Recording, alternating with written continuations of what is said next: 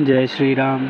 राम प्रतोषी मातो सब कहि विनिधि बरमैन सुमरि शंभु गुरु विप्र पद किए नींद बस नयन लखन सिया रामचंद्र की जय। विनय भरे उत्तम वचन कहकर श्री रामचंद्र जी ने सब माताओं को संतुष्ट किया। फिर शिव जी गुरु और ब्राह्मणों के चरणों का स्मरण करके नेत्रों को नींद के वश किया, अर्थात वे सो रहे हैं। नींदों बदन सो से दिलोना मनो साज शरीर सरसी रूह सोना घर घर करहि जागरण नारी देहि बरस बर मंगलगारी। नींद में भी उनका अत्यंत सलोना मुखड़ा ऐसा हो रहा है मानो संध्या के समय का लाल कमल सो रहा हो। स्त्रियां घर घर जागरण कर रही हैं और आपस में एक दूसरे को मंगलमय गालियां दे रही हैं। पुरी विराजती राजती रजनी रानी कहीं बिलोक सजनी सुंदर बदन सासुले सोई फनी कहीं जसु सिर मनी उर्गोई। रानियां कहती हैं, हे सजनी देखो आज रात्रि की कैसी शोभा है जिसे अयोध्यापुरी विशेष शोभित हो रही है। जो कहती हुई सासुएं सुंदर बहुओं को लेकर सो गई मानो सांपों ने अपने सिर की मणि को हृदय में छिपा लिया। प्रातः पुनीत काल प्रभु जागे अरुण अरुण चूड़ बर बोलन लागे बंदी माग दही गुन गन गाये पुरजन द्वार जोहारन आए। प्रातः काल पवित्र मुहूर्त में प्रभु जागे मुर्गे सुंदर बोलने लगे। बाट और मागनों ने गुणों का गान किया तथा नगर के लोग द्वार पर जुहार करने आए।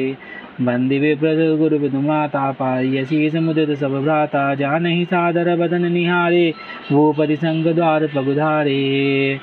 ब्राह्मणों देवताओं गुरु पिता और माताओं की वंदना करके आशीर्वाद पाकर सब भाई प्रसन्न हुए। माताओं ने आदर के साथ उनके मुख को देखा। फिर वे राजा के साथ दरवाजे के बाहर पधारे। कीन शौच सब सहज सुचि सरित पुनीत नहाई प्रात किया करी तात बही आए चारों भाई लखन सिया रामचंद्र की जय। स्वभाव से ही पवित्र चारों भाइयों ने सब शौच आदि से निवृत्त होकर पवित्र सरयू नदी में स्नान किया और प्रातः क्रिया संध्या वंदन करके वे पिताजी के पास आए। ना पराण तीसा विश्राम भूप विलो के लिए उर्लोई बैठे हर सिराज सुपाई देखी नाम सब सभा जुड़ानी लोचन लाभ अवधि हनुमानी। राजा ने देखते उन्हें हृदय से लगा लिया तथा अंतर में आज्ञा पाकर हर्षित होकर बैठ गए।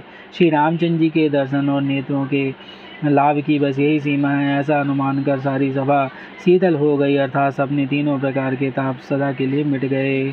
मुनि वशिष्ठ मुनि कौशिक आए सुभगासनी मुनि बैठाए सुतन समेत पूज पद लागे निरख राम दो गुरु अनुरागे। फिर मुनि वशिष्ठ जी और विश्वामित्र जी आए। राजा ने उनको सुंदर आसन पर बैठाया और पुत्रों समेत उनकी पूजा करके उनके चरण लगे। दोनों गुरु श्री रामचंद्र जी को देखकर प्रेम मुग्ध हो गए।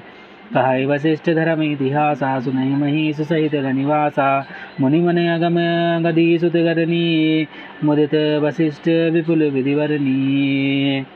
वशिष्ठ जी धर्म के इतिहास कह रहे हैं और राजा रनिवास ही सुन रहे हैं जो मुनियों के मन को भी अगम है। ऐसे विश्वामित्र जी की करनी को वशिष्ठ जी ने आनंदित होकर बहुत प्रकार से वर्णन किया। बोले वामदेव सब साची कीरति गलित लोक तिहु माची सुनी आनंद भयउ सब काहू राम लखन उर अधिक छाऊ। वामदेव जी बोले ये सब बात सत्य है। विश्वामित्र जी की सुंदर कीर्ति तीनों लोकों में छाई हुई है। यह सुनकर सब किसी को आनंद हुआ। श्री राम लक्ष्मण के हृदय में अधिक उत्साह आनंद हुआ। मंगल मोद उछाह नित जही जाहि दिवस यही भांति उग उमगी अवध आनंद भरी अधिक अधिक अधिकाति लखन सिया रामचंद्र की जय। नित्य ही मंगल आनंद उत्सव हो रहे। इस तरह आनंद में दिन बीत जाता है। अयोध्या आनंद से भर कर उमड़ पड़ी। आनंद की अधिकता अधिक बढ़ती जा रही है। सुदिन शोध कल कंकन चोरे मंगल मोद विनोद न तोरे नित नव सुख सुख सुर देख सिहाई अवध जन्म जाचहि विधि पाई। अच्छा दिन सो मोर सोच कर सुंदर कंगन खोले गए। मंगल आनंद और विनोद कुछ कम नहीं अर्थात बहुत है। इस प्रकार नित्य नए सुखों को देखकर देवता सिहाते और अयोध्या में जन्म पाने के लिए ब्रह्मा जी से याचना करते हैं। विश्वामित्र चलन नित चाई नाम सप्रेम विनय बस रही दिन दिन सय गुण भूपति भाऊ देखि सदा महामुनि राऊ। विश्वामित्र जी नित्य ही चलना अपने आश्रम जाना चाहते हैं, पर रामचंद्र जी स्नेह और विनयवश हो रह जाते हैं। दिनों दिन राजा सौगुना भाव प्रेम देखकर मुनिराज विश्वामित्र जी उनकी सराहना करते हैं। मागत विदाराऊ अनुरागे सुतन समेत ठाड़ भय आगे, नाथ सकल संपदा तुम्हारी मैं सेवक समेत सुतनारी। अंत में जब विश्वामित्र जी ने विदा मांगी तब राजा प्रेम मग्न हो गए और पुत्रों सहित आगे खड़े हो गए।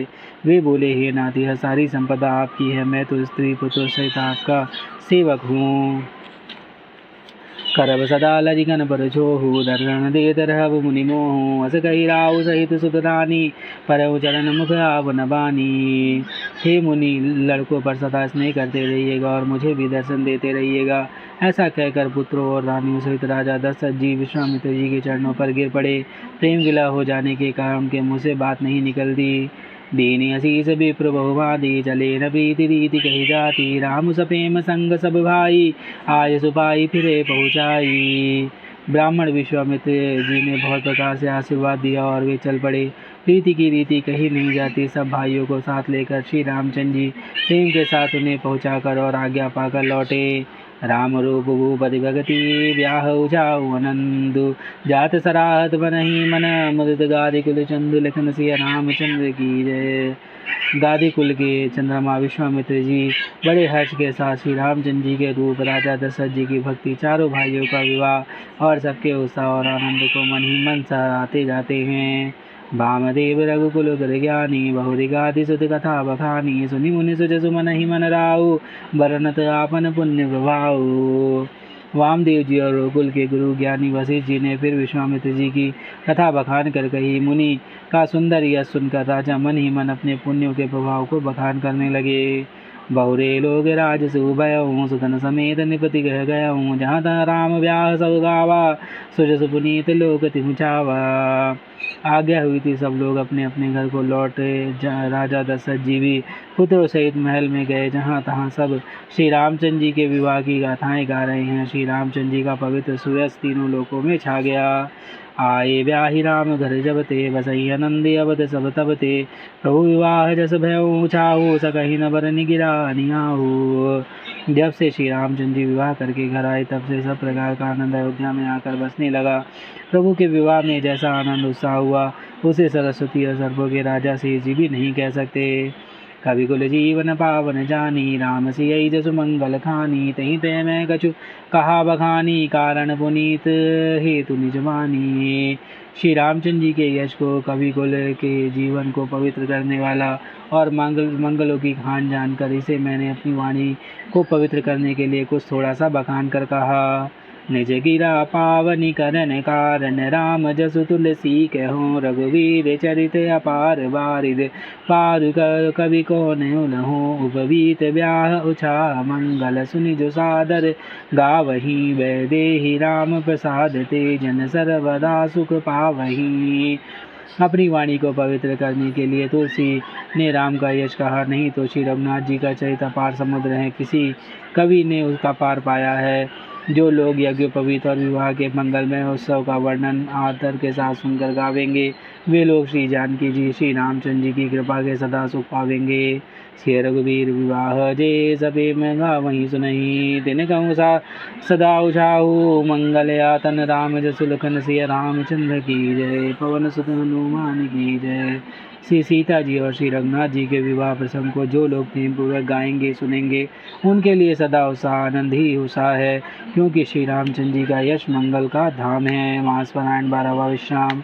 यदि श्री रामचरितमानस सकल कलयुग विध्वंस में प्रथम सोपान समाप्त। कलयुग के संपूर्ण पापों का विध्वंस करने के लिए श्री रामचरित का यह पहला सोपान समाप्त हुआ। बालकांड समाप्त। लखन सिया रामचंद्र की जय। पवन सुत हनुमान की जय। उमापति महादेव कौशल किशोर की जय। बाबा विश्वनाथ की जय। माई अन्नपूर्णा की जय। श्री कागभुचंडी महाराज की जय। हरे हरे महादेव।